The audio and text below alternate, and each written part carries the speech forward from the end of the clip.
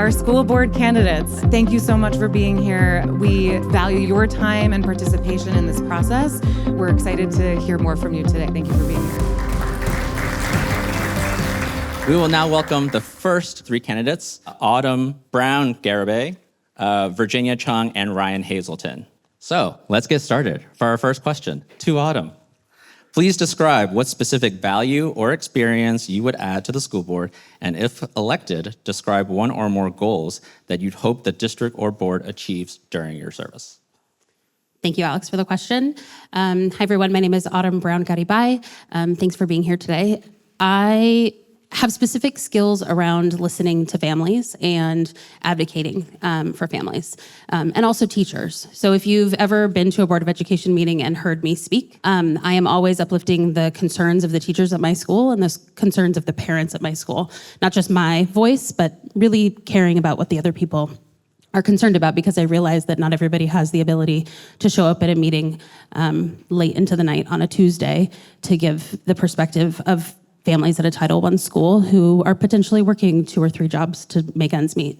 Being able to articulate those questions back to the board via email, and also making sure that we are moving towards schools that are building strong, equitable schools for our kids, where our kids can thrive and where ourselves, San Franciscans, and other San Franciscans want to go to those schools, is a really important part of this process, and how I would bring skills to the board to be able to facilitate a space where not only are we all happy to be in elementary school, but then we feel confident about matriculating to middle school and even on to high school, right? We all know that there are some real significant challenges. People are willing to send their kids to elementary, but those challenges continue. So things that I would like to bring to the board specifically are consistency and excellence for all schools. Thank you. Thank you. So for Virginia, please describe the background or experience you would bring that prepared you specifically for a governance role on the Board of Education, and what makes you feel confident about being an effective leader. Hi, everyone. Thank you so much for having me. Thank you so much for all your organizing and education of our communities. I'm Virginia Chung. I have another name that I go by that I didn't use very much growing up, Zheng Lai Na, or Zhang Li Na. I am a 4th grader parent. He goes to Alice Fong Yu and Wame before and after care. I've worked in various sectors of education, from maternal health to early education, the largest Head Start and Family Services provider in San Francisco, WUI Children's Services. I also co-founded a nonprofit called Give a Beat that provides DJ workshops in juvenile halls and prisons. I was very lucky as a young kindergarten student, being a daughter of refugees. In the middle of the school year, I was dropped off at the bus stop alone and scared. But a teacher came up to me and she took my hand and she rode with me to school. And because of that intervention early on, I became the first in my family to graduate from college. I learned from that experience that a child's future should never depend on luck. My older brother didn't get the supports that he needed early on, and he ended up dropping out in junior year in high school. And because of the early experiences of my family, I dedicated my life to supporting working families in education, and now as Chief Advancement Officer at Open Door Legal, fighting for universal aid to ensure that families get prevention help before they fall through the cracks. Because of the different communities that I've worked with in San Francisco at the largest Head Start, serving our highest disparity neighborhoods, I know that interventions are key to supporting all of our kids and their success. Thank you.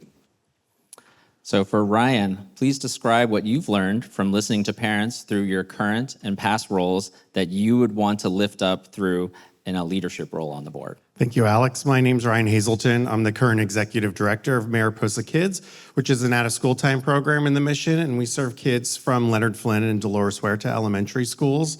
And through that experience over the last 5 years, I am consistently speaking with parents in our program to better understand what they need from an out-of-school time program. During my time over those 5 years, we also expanded to serve Dolores Huerta after serving Leonard Flynn for about 15 years. Through that expansion, I needed to talk to parents to understand what they needed through that expansion. I needed to understand what parents at Dolores Huerta were looking for and why they were reaching out to us to have another out-of-school time program serve their school. And so having those conversations was pivotal for the success of our organization, which has now been serving Dolores Huerta for 2 years. Prior to that, I've also been the board president of the Thomas Edison Charter Academy. Through that work, I had to listen to parents. We were going through superintendent transitions. We had to go through 2, one for health reasons. And so for that process was reliant on taking parents' voices in to make sure we had a superintendent that would serve that school. And so through those experiences over the last 10 to 15 years, I feel that is the experience I can bring to the school board, is going to spaces where parents are, hearing what they have to say, and bringing that to the school board. And you will find me at a PTA fundraiser, at a Flynn Bike Fest, because those are places where parents are, and that's where I want to be. Before I forgot to mention, SF Parents does reserve the right to ask for clarifying questions or information as necessary in order to get more specificity and accuracy out of your responses. So for our next round of questions, as part of this was developed by our parent community, one of whom is standing right here, Jose. Thanks, Alex. My name is Jose Lopez. I'm a parent of SFUSD first graders at Claire Lilienthal. My first question is for Virginia. I'd like you to think about something that the district did in the last couple of years that you disagree with. And it's a 2-part question. What was the issue? What did the district do that you wish they had done differently? And what did the board do that you think that they could have done differently in their governing capacity? The last 3 years, 2 years? The last 2 years. The last 2 years. I truly believe that the strike could have been avoided. The district should have been more prepared to negotiate with our educator union, or all of our unions in general. They didn't have their research prepared. Our educators shouldn't be in a lurch for 10 months, wondering when their contracts were going to be renewed. That brought a lot of instability to our classrooms, to our students, our educators, and our families. Our educators, our workforce, deserve to know how they're going to engage in their daily lives, how they're going to support their families, how they're going to be able to provide healthcare, be able to know what their workload is going to look like day to day. I'm proud of our educators for standing up for our students, fighting not only for their wages, but also shelter and safety for our immigrants and unhoused, fighting for manageable workloads, for special education, ensuring that our schools are true sanctuary schools. So many of our families are scared to cross the street to leave their homes because they don't know what's going to be around the corner. And our families, our educators go to hearings with our parents to make sure that they have translation and they feel safe and they have a community. Our educators go above and beyond to ensure that our kids feel safe. And they look out for all of our kids, our most vulnerable kids. So I think our district owed them the dignity to research the numbers and ensure that we could stabilize our budget and make sure that our educators have a livable wage. Thank you. The next question is for Ryan. Ryan, it's a 2-part question. So for the first part, just a little bit of background. We understand that you're not a parent or a teacher in the district and you haven't worked within the district, but you have obviously leadership experience, completed leadership programs, served on city boards and commissions. active on social media. So the first part is, are you interested in seeking higher office outside of the school board? The Matt Haney syndrome question. Thank you for that. For 15 years, I have dedicated my career and my volunteer time for children, families in San Francisco. For 15 years, I've spent time on board of directors. I've spent time fundraising. I've spent time listening. I think that 15 years shows that I am committed to families and children in San Francisco. I love advocating for the well-being of children and families in San Francisco. My ambitions are to continue to do that work, and whether or not I win or lose in this election, I will continue doing that work. I enjoy going to City Hall as an advocate for children and families, and I will continue to do that. I enjoy going to forums where I get to speak on behalf of children and families and say, we need more funding for these services. I am deeply focused on that. And just to be clear, can we get a yes, no, or maybe? I have no intention at this time to do that. I am deeply dedicated to ensuring children and families have quality education and family supports for their well-being. Thank you. The follow-up is, given the lack of experience within SFUSD, how would you win the trust of teachers and parents should you be elected to the school board? As a leader of a CBO and having worked at other community benefit organizations in the past, while I don't have direct experience as an employee of the district, a lot of CBOs, community benefit organizations, nonprofits, are doing work on behalf of the district, and they're in schools. And so I do a ton of advocacy on behalf of those nonprofits. And so while I've not been employed by the district, and I don't have a child, and so I don't have children in the district, the work that us nonprofits are doing is deeply intertwined within the school district. And additionally, Mariposa Kids does provide free support for lunchtime recess. And so we are also within the schools on a regular basis. So I feel that those experiences have exposed me to what is happening at the district, and through my extensive work within nonprofits serving the district, I have an understanding of what nonprofits are going through, and also what teachers and students need as they are navigating what's happening at district levels and also statewide. Thank you. Autumn, you've been a parent advocate and a PTA leader.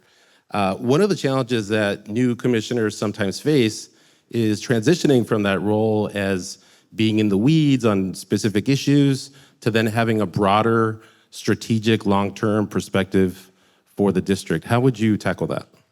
I think that's a really great question. I also think that the residents of San Francisco are accustomed to going to a board meeting, getting really loud, and it works, right? You can go to the board and say, and I've done this, my kid is not getting their IEP minutes at my school. Someone please do something about this. And it works, right? But it should work because the staff is listening to those comments. It should not work because the board is then getting into the business of the individual staff people at the school site and telling them what to do. Another example of that is, if bathrooms are not working at your school. I have started a petition to make sure that the children at my school have enough bathrooms per each child that they are entitled to by state requirement. Same with square footage of PE space on a schoolyard. Those are all things that I've done as a parent, but are not the job of an individual board member. The individual board members' jobs, per the values, goals, and guardrails that the board has already set, is to make sure that we are holding the district accountable, and by that is holding the current superintendent accountable. One of the great things that I have been able to do in my personal work, in my career, is hold my customers accountable that pay for services from my company, to make sure that they know this is what I can do. I can advocate for you, but it is not my job, and our whole company is not going to change because of something that they have given us feedback on. And so two things need to be true. We need to hold the district accountable, and we also need to make sure that parents' voices are heard and that the staff is taking action on those items. Thank you, and I'll hand it off now to Meredith. Confusingly, my name is also Meredith. My name is Meredith Osborne, but you can just refer to me as the other Meredith, if that's easier. I am an SFUSD parent and an SFUSD alum. Claire Lilienthal and Horace Mann, and I'm also a parent at Alice Fong Yu, where I have a 6th grader and a 3rd grader. My first question today is for Ryan. Ryan, during the strike, many disagreed with our position, supporting the mayor's call for a strike delay, while SFUSD and UESF worked toward a deal. That's completely expected on a contentious issue. However, some of our members saw that you responded to our position by publicly characterizing SF parents on social media as a wealthy anti-union group. Our members took issue with that. When you're on the board and a community organization takes a position that you oppose, even strongly, how do you plan to handle that disagreement? And what does productive engagement with stakeholders look like to you, even when you think they're wrong? Thank you for that. My dad was a union guy. He's living on a union pension right now. So I grew up in a union family. My first job was bagging groceries, a union job. My dad was on strike for 141 days in 2003. And so when people told him to get back to work, it was a gut punch for all of us. And so when I did hear that there were calls from different groups and electeds telling teachers to get back in the classroom while negotiations were happening, it was a gut punch. And so I do feel that I had a need to express that feeling. Now, as a leader in multiple spaces now, and having led a charter schools board, I had to listen to disagreements on a regular basis. Everyone has opinions, and it's important for our democracy to listen to that. And dissent and disagreement is vital to the health of that democracy. So when I'm on the board, and we do have different opinions, my goal is to go into spaces where people are to listen to what that looks like. Before the strike, during the strike, and after the strike, I was having conversations on a regular basis with parents. It's what I do, it's in my job. And when we had those individual conversations, we had a clear understanding of what was happening and how we were being impacted. And I would plan to do that when I'm on the board as well, when we have those disagreements. Thank you. My next question is for Autumn.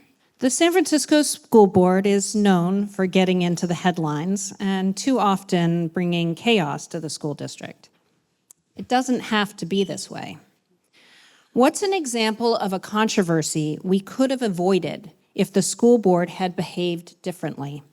And describe an effective school board member, past or present, who you would model your school board leadership after. But to avoid any awkwardness, please don't choose anyone in this room. Gosh, there are so many.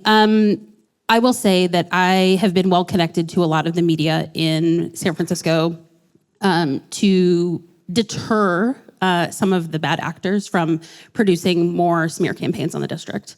Often reporters contact me because I'm a PTA president at a Title I school who shows up to board meetings, and they think that they can get something salacious from me to participate in. That's not helping me. That's not helping teachers have more stable classrooms. That's not helping any of our parents or future parents come into the district. It's hard to pick one thing that's been in the media, to be honest. It's super frustrating. For me, I would say the biggest thing that was a gut punch to me that came from Mission Local was a pre-released list of schools that were set to close before the district had provided that to us as families. I could go on and on talking about that. Many of you who I know in the room were all at schools that were impacted. But the way that really dug into the mistrust that we're all still holding on to for the district just compounded, all the other things that we've dealt with as families. And I believe, and as a board member, I will advocate for the board and the staff to tell us the true story of what happened during that entire closure process. End to end, I want a timeline, and I believe that in order for us to all rebuild trust with the district, we need to understand what that looks like. I don't think we can rebuild our trust until we really have a clear timeline and we all understand what that should look like. A board member that I have, I guess they all have different qualities. So I don't think I have like some like magical golden board member. The type of board member that I want to be is one that listens, one that is consistent, one that shows up and has read all of the documents and does their homework before they show up to the meeting. Thank you. Thank you. Virginia, according to the San Francisco Chronicle, one criticism of your candidacy has been a limited understanding of the San Francisco Unified School District's budget, and in particular, its budget deficit.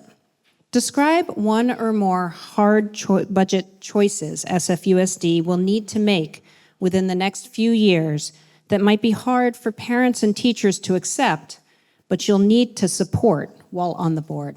So I'm a advancement officer, a fundraiser of nonprofits, and it is my daily duty to look at programs as well as budgets to ensure that our money is being spent and reported back to our funders. That is my day job. There needs to be more transparency with our budget. Over the past few years, there hasn't been clarity around how many positions we have available. The budget hasn't been codified well enough for us to be able to track outcomes, to know that what we spend on is actually going to be spent on our kids and in the classrooms, to ensure that it's going to improve our third grade literacy and eighth grade math, or we don't have the timeline to be able to study those outcomes. So there are multiple streams that we have to, multiple strategies that we have to ensure that we are budgeting responsibly to ensure those dollars are actually reaching our classrooms, and that we're making good decisions that aren't going to be costly later on. So for example, special education, when $30 million was cut from special education, there was no communication with our programs team to ensure that we had the legally required teachers in classrooms on the first day of school. And that led to many other lawsuits that cost more money. And what's worse is that our kids experience learning loss.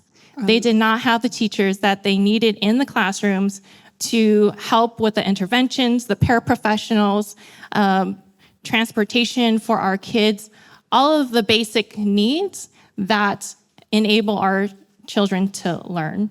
Thank you, but I don't think you actually answered the question, which is, can you identify a specific budgetary choice that SFUSD will need to make in the next few years while you would be on the board? Can you identify any such hard budget choice? We will have to consolidate our resources. What that looks like depends on what data we collect, and to ensure that every student has the fully staffed classrooms that they deserve. So whether that looks like moving some of our kids into a fully resourced space in a healthy environment. But until we have the scenarios, once we have the scenarios, I'd be in a better position to make those decisions. Thank you. All right, let's give it a hand to everybody. Autumn, Virginia, and Ryan, thank you. I would like to welcome to the stage our Commissioner Alita Fisher at this time. Okay. So for this portion, I'll be asking all three questions. Great. So for the first one, as one of the only two incumbents here, we'd like to hear how your history and experience on the board directly impacts your candidacy for November. We've heard that you have one of the more collaborative relationships with the superintendent. So please just describe how, in your experience, makes you one of the stronger candidates for kids in this election. Well, thank you. Thank you for having me today. Thank you for this forum, everyone. Thank you, SF parents. Thanks for being here on a Saturday. Y'all could be anywhere else. Thank you for being here. Yes, I try and work from a place of collaboration. I mean, my day job is I'm a special education advocate. No one calls an advocate into a meeting, pays for an advocate to come in when there's agreement. They call an advocate in when there's disagreement. And so a big part of my work is to focus on the student, keep things student-centered, focus on the data. And I think that's the work that we're doing as a school board now, right? We're trying very hard to focus on the data around third grade reading, eighth grade math, college and career readiness. And we don't agree on everything. And frankly, I think it would be kind of scary if we did. But we all have students' best interests at our heart. That's why we all ran. That's why we're doing what we're doing. And so that is a big part of, I think, my success over the past couple years on the school board is being able to bring the corny jokes. I don't know if anyone has listened to our school board meeting, but between me and Lisa Weissman Ward, we try and bring at least a little bit of levity sometimes, but also really just diving into the data. I think, that's really, I think there are some issues with student outcomes focused governance for sure. But the one thing that I think it does well is keep us all focused on our students. One of the sayings of student outcomes focused governance is student outcomes don't change until adult behaviors change.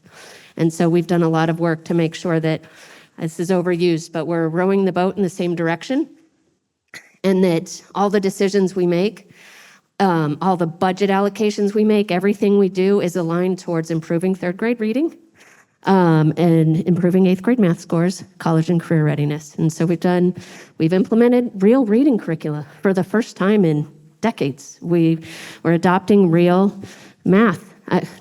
We had a homegrown math curriculum. Kudos to the staff that actually, at the time, it was the best we had. Now, we've got new curriculum and many others. So I think that's hopefully bringing that collaborative and student-centered approach. Thank you. So for our next question, you did not support the superintendent's call for emergency planning in advance of a strike. So a strike that was partially unavoidable because of the statewide unions push. So why did you vote down this emergency request that ended up leaving students, including SPED students, without critical support during the strike? I stand by that vote, actually. I don't think the strike was inevitable. I think that we just, as a leadership team and as a board, we ignored a lot of what educators were asking for too long. I mean, if you look at where we are now, we have self-certified as a positive budget. As we go into December, we'll be able to self-certify as a positive, or self-certify our budget as positive. The state has said that. Our fiscal experts are leaving as of next month. So we very obviously had the money to meet the demands. And frankly, everyone in the city deserves dependent health care. Everyone in the city deserves a livable wage. So the reason I voted no at the time was because focusing on preparations for closing schools seemed to be exactly the opposite of what we needed to do. I was trying to push, with my vote, the superintendent and leadership team to do everything they needed to do at the bargaining table to come to an agreement without having to have school closures. That was my vote. And here we are, a few months later. So Thank you. So you had voted down the 8th grade algebra policy change recently, and in your questionnaire, you made it unclear if you support the return of algebra to 8th grade. Can you explain your stance on 8th grade algebra access? Yes. I do support access to algebra in 8th grade, for sure. The vote that I made in the board meeting, it was a policy vote. It was the fact that the amendment had been brought to us in that meeting. And part of our governance work, buried in policy 9000 that we have all agreed to, is not to bring those amendments to the board, to work that out earlier. Now, I understand why VP Huling brought that at that time. The policy had been brought to us late, but it was procedurally. I thought it was inappropriate to discuss an amendment right then, right there, especially on something so large. So my vote was procedural. It's not that I don't support 8th grade algebra, I very much do. And in fact, that's part of why I supported the old curriculum under the Common Core standards is the goal was to bring algebraic concepts into our math curriculum much earlier. And now we actually have a research-based curriculum that will do that as well. So yay, looking forward to Desmos Math Amplify and many of the options that we're bringing to our students. And I look forward to piloting the very unique ways in which schools want to bring this access to students. I myself am, I took AP Calculus in high school, and so early access to all kinds of math programs were very important to me. And, our students deserve access to everything that they're ready for. So if they want more math electives, God love you, math geeks. I'm right there with you. It drives my kids crazy, but I'm the parent who comes home and does like the math problems and my kids do not want the math electives. Those are not the kind of games we play together like we played together in my house, but everyone who does want access to math at any level should have it. And I think that's some of the work, part of why I pushed so hard to keep us with a 7th period middle school schedule is so that we had more electives and more other options available for students as well. Thank you. So for all this, for this portion, it'll just be Alita Fisher. So thank you very much for answering our questions for this portion, for everyone else for being very accommodating. Thank you. I would like to now welcome to the stage Board of Education President Phil Kim, Lawrence Lee, Raina Tello, and Michael Tiron. Come on up.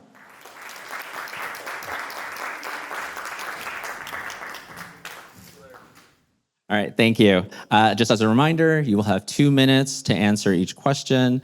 Lena right there is, again, keeping time for everybody to keep track. Again, every one of these questions was tailored to each specific candidate as well. So starting with Phil, please share what makes you one of the strongest candidates for kids in this election, and as one of the 2 incumbents here, how your history and actions on the school board impact your candidacy. Does this work? Okay. Hi, everyone. Phil Kim. I have the great privilege of serving as the current president of the school board. And it really is an honor as an educator to be serving in this capacity. My time began in the classroom. I was a 7th grade science teacher in the East Bay and have since then had the deep privilege of serving in nearly every level of the school system as a coach, site leader at the local, state, and national levels, specifically on curriculum adoption for science and math. Coaching and leadership development for academic leaders in school systems. And that is what I anchor on in everything that I do. As a classroom teacher, I really do feel strongly that the most important interaction in a school system is the relationship between a teacher and a student, and that everything we do in our system centers on that relationship, deepening it, enriching it, supporting it.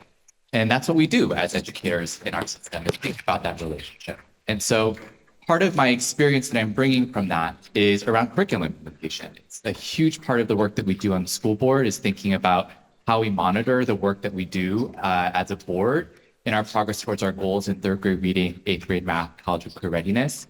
And a huge lever in that work is around curriculum adoption, implementation, and support for the administrators and leaders who are doing that work on the ground. It's why I began our ad hoc on progress monitoring to reflect on our practices thus far, to implement additional strategies and supports that the board can take concretely to improve our practices for progress monitoring.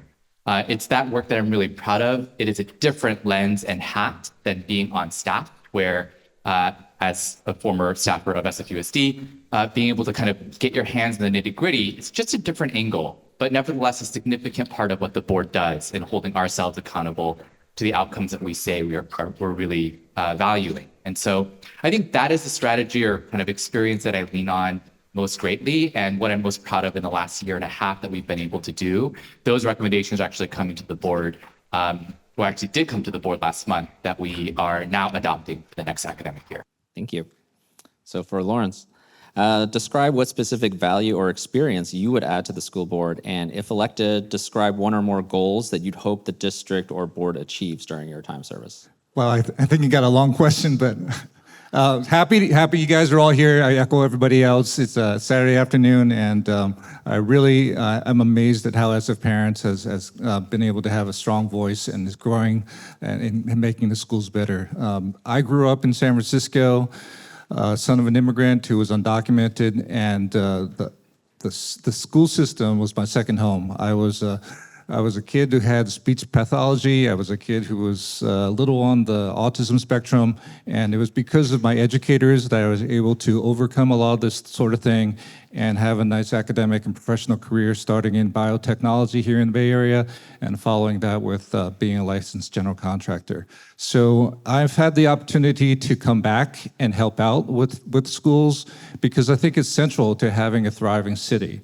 And so you can see that what I can bring to the table is having that full experience of being a child here and having that kind of perspective, as well as doing what I've been doing recently, which is not only serving as a member of the Bond Oversight Committee, which is watching all the construction money of the schools that are being worked on currently, if it's a mission-based school, a West Portal school, other schools all across the city. This is something that's a lot of taxpayer money that many of you know is really helping with creating these environments to really help the students. And what I've been doing recently as well is really getting a sense of how different it is across the different schools. I grew up on the west side. You guys know Argonne, Presidio, and Lowell are very different experience than people are having in different parts of the city. And recently I started working with the San Francisco Education Foundation, which is a nonprofit that has been in the news recently with doing quite a bit with different schools. And I've been working in a Bayview school called Drew Elementary, which has just been in the news recently because of the principal that was being forced out. And I can tell you that the experiences of those families, of those students, is very, very tough, and they could use a lot more attention. And I could tell you that this is something that I could bring to the table, is definitely understanding the actual, being able to work with the teachers and the students and being able to understand the actual interactions and needs at that level. Thank you. So for Raina, please describe the background or experience you would bring that prepared you for a governance role on the San Francisco Board of Education, and what makes you feel confident about being an effective leader on the board. Good afternoon. I actually appreciate being able to cut through the intro and get to the questions. I really appreciate that. I think something that I bring to the table is I build leadership in the community, and I hold space for that community, give that community a voice. And I really, really resonated with everything that was said about SF Parents and the parent voice. I am the proud daughter of a Teamster who believed in unity and used all of those skills at SFUSD, advocating at the board when I was growing up. And so that's how I used to learn. That's how I learned to use my voice. And currently I'm investing in leadership of community members to bring them to the board to be able to advocate for the things that they need. I heard someone earlier say that, or I think it was Alita who said, people don't call in an advocate if everything is going well. And so I'm definitely called in when there are tough situations, and I like to build bridges. I like to build relationships, and I believe that what we need right now is a relationship between parents, educators, the board, SFUSD staff. And so that's what I would bring. Thank you. Michael, so what are the top 3 things you hear from SFUSD families that you would lift up with, while serving on the Board of Ed? And how do you think you can get at least one of those issues addressed while you're on the board? Sure. So I think what I've heard so far is we need to improve our educational outcomes. And the way that we do that is we need to shift money and resources to our most at-need students and help them as soon as possible in a way that basically a rising tide lifts all ships. I think there's also budgetary issues that are going on, even though we are slowly going through the tunnel. It's still really important that we still remain vigilant to make sure that we don't have to repeat what we're going through now. And I think the other thing that I've noticed from this last year of everything that's been going on is how hard the strike hit families.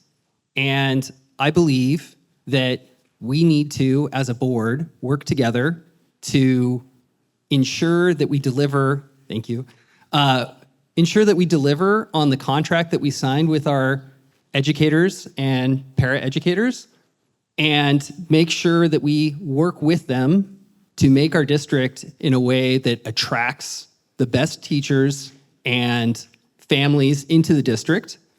And I believe that the second part of the question is, what's the one thing I would do if I was on the board? Yes. How do you get one of those issues addressed well? Yeah, so when I looked at running for Board of Education, and I'll use a little bit of a soccer analogy because it's World Cup. Oh, 30 seconds. Okay, basically, in my 30 seconds, I looked at the strengths of everyone that's on the board. I've looked at all the hard work that SF Parents has done since their formation of their two different branches since 2020. And I'm like, as a parent coming in with two kids, I want to be part of that. I want to join the board and bring strengths that the board lacks right now. And that strength is finance and operations. Sorry for running 5 seconds over. All right, thank you. So for our next round, Gerald will be asking upcoming questions also from our parent community. All right. Hi. I'm not going to introduce. I'm just going to dive right into the questions. Doesn't matter who I am. I've got the mic. Yeah. I can go first if you want. All right. I will start with you then, Michael. Okay. You have never run a school district or worked in one. So the question is, how do you approach governing the district without this direct experience in it? And one sort of a way to dig into it is maybe tell us about an issue how you'd approach an issue where other board members or candidates do have conclusion experience, but where you're still figuring things out. Sure. So I definitely have experience working on nonprofit boards. Mm-hmm. I've worked on several before. In Chicago, I worked on a nonprofit board that helped house homeless during the winter months. I also worked at a board bringing financial experience and operational experience at Iris House, which is a large nonprofit in in New York that their whole mission was to basically help at-needs families who were grappling with AIDS. This was actually before PrEP came about. So it was some very severe outcomes of, women who basically got AIDS through their partners and had to manage their family life through that. I also have nonprofit board experience here in San Francisco, where I worked on the SF Victorian Alliance. So I have board experience. I definitely don't have direct Board of Education experience. I have been an adjunct professor at the New School. I think the second part of your question was, how would I... Well, more about, give an example of how you'd approach an issue where, Sure. Because of your lack of experience, maybe others have more and you don't yet. Sure. So let's use one that's really close to the district. I think outside research has shown that on a peer level, our district has 86% higher amount of money going to central office and not going to our students. So from my experience of managing large financial and operational, both in the nonprofit and in the commercial industry aspect, I've looked at the books and I've seen that if we can do an audit in the central office and figure out how to move that money more to the classroom, we're going to get better educational outcomes. Another one, which I have identified, is we have a lot of students who are on IEPs, and due to the mix that we have... Finish your sentence. Okay. Due to the mix of the demographics that we have, a large portion or a portion of our students who are getting IEPs also are on Medi-Cal and Medicaid. And we don't have a system that's working that's actually recouping the money that we're owed as the district. And that's anywhere between millions to, my estimate, 10 to 15 million. That's probably great. Thank you. I don't care about the order, Raina. Is it okay if we go next? Sure. Great. So you've talked about your history as an advocate, parent and community advocate. One challenge that we've seen as new board members face is making the shift from being an advocate from the outside to learning the role and shifting towards governance and being accountable to everybody in the district. So if you're elected, what would you change? How would you shift? What do you think you'd need to shift? I really appreciate this question. I think, honestly, when you approach a new role, it's really important to not be the expert and not be a person who's closed off and shut off to everything around you. I think it's great to ask questions. And I think that I have been preparing for a leadership role. Definitely has now shifted into this role because I see a need. I think that, being on and now I use CBO as a community-based organization, right? And I have been on boards there, and I do know what governance looks like there. I do know what tough choices look like when it comes to budgetary needs. And I think that I have the experience in that side as well as the advocacy. I think the advocacy is what shows most because it's what's most visible, but the behind the scenes work that doesn't surface so much is where my strengths really are. And it really is about gathering experts. So I think I still would approach it that way, but yeah, I don't know. Did that answer your question? I think so. Yes, thank you. Yes. All right. I think we'll pass on. We'll just keep going then to Lawrence. Next. Oh, you've got one. All right. Well then, Lawrence, somewhat similar. You've been involved in district-specific advocacy for many years. Whose voices do you typically hear from about the district, and what do you lift up in your advocacy? And then, if elected to the board, how would you shift to lift up a broader set of voices across the district, a broader set of students and families? Thank you for the question. Yep. Honestly, I've asked myself that quite a bit. Yes, it's okay. Yeah. I've asked myself that question quite a bit, and I can tell you that recently, last night, I spoke with the Oakland superintendent, the former superintendent, and I've spoken with over my last 5-6 years, probably about 10 different former school board members. And I've just recently met some people who are recent graduates. There's one who is a director of a film called Last Black Man in America. And so this is something where I welcome and encourage meeting new people every place I go. You guys can see me in the community, and I try to get those kinds of input and put it all together. What's also important that I'm trying to help with us as we think about how we are in the 4th year of student outcome focused government is how we can continue to make this a little bit better as kind of like a bolt-on thing. And as I look at how we're doing so many things well, we can continue to do things well. There are actually schools here in San Francisco that are doing amazing things with chronic absenteeism, with literacy, with all this sort of stuff.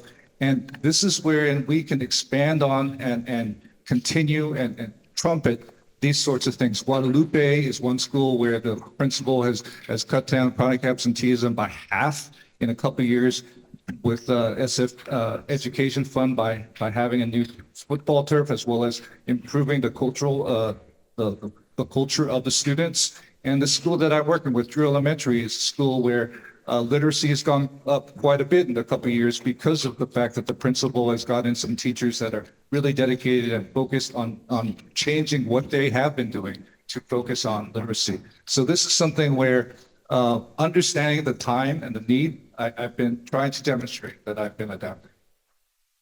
Okay, great. Thank you. And Commissioner Kim, not the same question. So we've seen and learned this year that you've had a contentious relationship with the superintendent, with Superintendent Sue. Can you elaborate on this? And straight up, do you think she's doing a good job and should stay on? Easy question. So I think the most important thing about our governance model is that it requires a significant amount of trust and communication between the board, between staff, and the superintendent.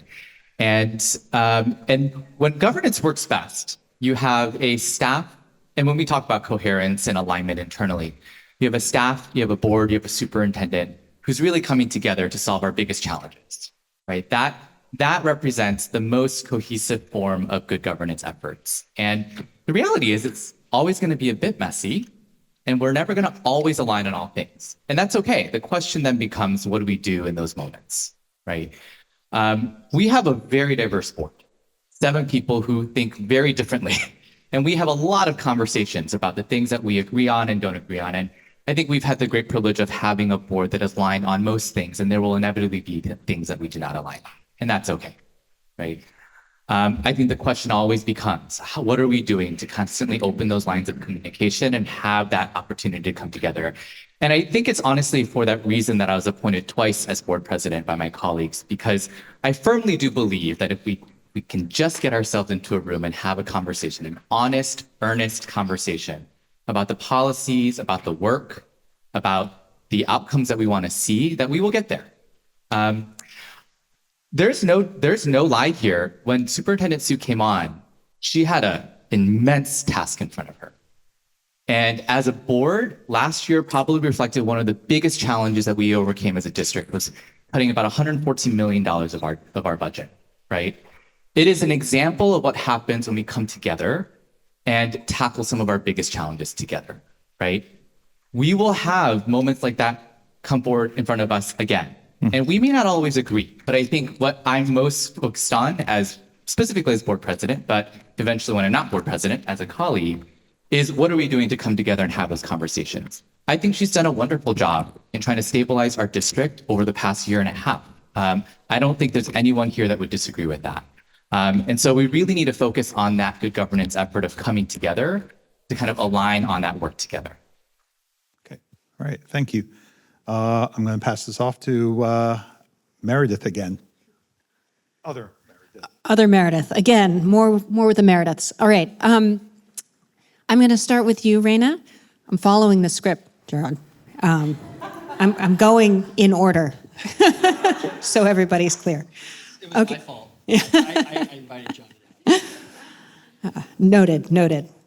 The organization that you work for, Poder, organized a protest outside of Superintendent Sue's home, where she lives with her husband and her children during the strike. Did you support that action, and would you support it if it happened again? Why or why not? Thank you for that question. And I'm not sure if all of you will agree with my answer. I would like to say that that was organized by the community. We did get credit in the newspaper. I saw that. But I think that it was more than that. I think there was building frustration on the picket line, that we were feeling the impact on that picket line, and we were feeling the brunt of that, and we just wanted to share what that frustration felt like. I would like to say transparently that I've had conversations with the superintendent before that happened, and we talked about accountability. And I believe that any elected official should be held accountable. I feel that people in positions of power should be held accountable. And did I support it? Yes, I was there and I was present, and we made sure that everything was peaceful, that we were able to have, that we worked with law enforcement that showed up. It was just a way of speaking up and having your voice be heard. It's the same as a rally in front of City Hall. It's the same as any other event where people are gathering to get their voices heard. And sorry, just to ask the follow-up question, would you support it if it happened again, and what about at your own home? I would support that at my own home. I think that was one of the considerations that I had when I decided to run. I have a very good group of people who are holding me accountable as we speak, most of them from my family, because I do come from a family of advocates. My dad was a very strong advocate at SFUSD, and I think that sometimes we have to draw the line. Our educators were fighting for healthy, sustainable environments for our children, mine included. And so I definitely would support it. Hold me accountable. Thank you. Michael, describe your style of working with others to solve a difficult issue. In moments of disagreement or when trying to reach a solution, how would you work with the superintendent and her team? And how would you work with your fellow board members? Sure. So I grew up doing team sports, soccer, rowing, and I often, when I get into points of conflict, which I think is what you were asking. Is that right? I like to look at the strengths of everyone that's on the team, that's on the pitch, and work towards a common goal. And so when it comes to conflict resolution, I mean, part of it is I very much agree with, in no way it's an endorsement, with Phil's style, which is open lines of communication, but then also understanding fundamentally, what are we trying to solve here? And then how can we work together with our strengths to make sure that we reach it? So for example, we've got to discuss funding into the future. How am I doing on time? Good. Funding into the future, which is going to include potentially some hard choices like closing schools, right? How do we have that discussion in a productive way that allows us to look at that as an option, but then see if we can avoid it, right? I mean, I don't want to be shutting schools down if we don't need to. And if we do shut a school down, I don't want to be selling the property off. I want to have redeveloped so that if and when we can embody what I think is the aspiration of everyone, every parent and every student and every educator in this room, to actually make our district a magnet that's bringing families in, where renters are struggling to come into San Francisco at the high cost of living so they can get the best education for their children, where homeowners are coming in and paying astronomically, insanely high prices so that they can get the best education for their children, where we stop the leakage of middle school. That's where you don't need a no person. You want a team player who's going to come into the room, look at the strengths of everyone, figure out the goals, and work to it. And that's what I would do. Thank you. President Kim, we've heard you say that it's not your job or responsibility to manage a difficult school board. However, the California School Boards Association says that it's the president's job to manage its peers on the board and balance the requests of individual school board members with the time and administrative capacity of the superintendent and staff. If you could do anything differently from this past year, how would you have used your role as president to better manage relationships between your fellow board members and district leadership? Thank you for the question. And just to add a little bit more color to that statement, I said that in the context of, so much of our work, and I'm looking right at Commissioner Ray as I say this out loud, because we have a lot of conversations as a board around the work that we are doing to kind of come together as a governance team. We have rules and policies around our behavior and our work and my role as board president. And a lot of that is actually not necessarily based on CSBA's oversight body kind of rules and regulations. It's based on our student outcomes focused governance framework from the Council of Great City Schools. Not to say that that's not a role that I have, of course, but just to add some context to that, which is where my brain was coming from. I take my role really seriously as board president. I mean, it's partly why I spend so much time talking to commissioners about what we can do as a board to improve our practices, improve our behaviors, improve our work. And I reflect back on this year and the whole 2025 calendar year. The thing that I reflect on, one, is I think I might be the fastest president to come into that position since having been a commissioner. I wish what I would have done differently during that year is actually double down a little bit more on the processes, the protocols, the expectations that we have for each other as a board. We just came into a board with a lot of cleanup work to do. And we're continuing to do that cleanup work, right? Not just with our board policies, but our expectations around how we communicate with media, how we provide statements, how we behave as a board and engage with the board, the protocols and processes that we have to engage with staff and the superintendent. We are not done and we are far from done, right? And I wish we had more time. And I wish we spent more time doing that work, because it is hard, right?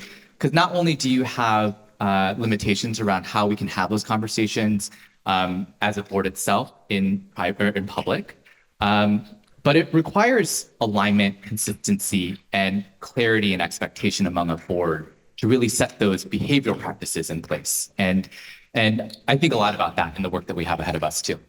Thank you. Lawrence, you're closing us out here. What do you think of San Francisco's preoccupation with how we're special, that we have to do things differently compared to other similar cities or school districts in California? What's an example of a school board decision in recent years that follows this "we're special" approach, and what would you have done differently? Wow. I wish you had easier questions for me or for everybody. That's at least one honest answer we've heard today, for sure. I think we've done a lot of good things, and we are still, at the same time, finding examples daily of where we're trying to do something because we see ourselves as special. And for that reason alone, we're going to do something different. One thing that I've learned is I work professionally in real estate in other cities, in Salt Lake City, in Phoenix, and other places around the country. And I've seen that there are cities who are out competing us in so many different ways, in terms of school performance, in terms of economy, in terms of housing. This is where we can do both. We have our history, we have our strengths, but at the same time, are we able to overcome opportunity gaps that are dramatically consistent over decades? This is where, we can see the student outcome meetings that happen so often, and hey, we didn't really hit our reading target. We got 20% next year. And I've seen places do it, honestly. This is where if you look at Compton, which is in Southern California, it doesn't have much more money than us, clearly. They have been able to bring up literacy quite a bit. In the last year, they brought up literacy 9%. This is something where, sure, we are special, but at the same time, we can also borrow fantastic working ideas across the country. And maybe we can do a little bit of what Mississippi is doing with their reading. It's not a miracle, it's a marathon, but there are so many different ways where we can also understand that we are not the best in quite a few different ways. Californians, we can all admit it's not the best of the state for so many different ways. We are still great. We're still the fourth biggest economy in the world. So this is where we can understand this better. Thank you. And I'm going to pass the mic now back to Alex. Sorry, Alex, you got to come back up. Here you go. Hello. Let's give a big round of applause for everybody. Thank you so much.